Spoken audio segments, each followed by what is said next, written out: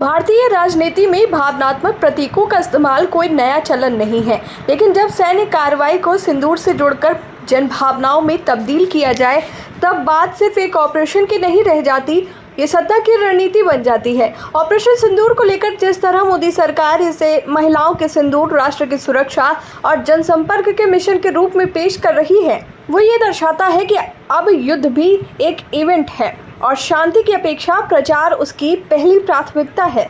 9 जून को जिस दिन नरेंद्र मोदी ने तीसरी बार प्रधानमंत्री पद की शपथ ली, उसी दिन से इस अभियान की शुरुआत करना ये दिखाता है कि ये केवल सैन्य कार्रवाई नहीं बल्कि राजनीतिक ब्रांडिंग का विस्तार है।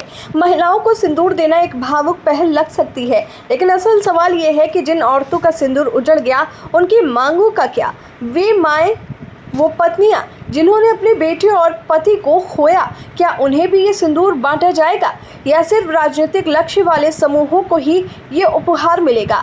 ये भी सवाल उठना चाहिए कि जो लोग इस ऑपरेशन के कारण सीमावर्ती इलाकों में विस्थापन झेलते हैं, जिनकी रोजी रोटी खतरे में पड़ जाती है, जो किसान बंकरों में रातें बिताते हैं, उनकी जिंदगी में कौन सा अभियान चलेगा? क्या उनके लिए भी कोई गौरव डॉक्यूमेंट्री बनेगी?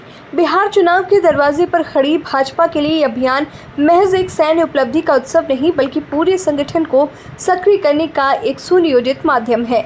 हर सांसद से लेकर बूथ कार्यकर्ता तक को पैदल यात्रा के नाम पर जनता से जोड़ने का प्रयास हो रहा है, लेकिन ये आत्मा से जुड़ाव है या कैमरे से? क्या ये राजनीतिक जनसंपर्क है या सामाजिक न्याय? विपक्ष से भी सवाल बनता है, क्या वो सिर्फ सोशल मीडिया पर प्रतिक्रिया देते रहेंगे या जमीन पर उतरकर बताएंगे कि देश की असली ज़रूरतें क्या हैं?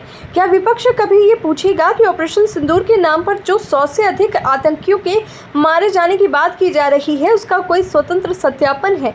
क्या हम एक लोकतंत्र में रहते हैं या अब युद्ध भी गोदी मीडिया के लिए टीआरपी पैकेज बन गया है?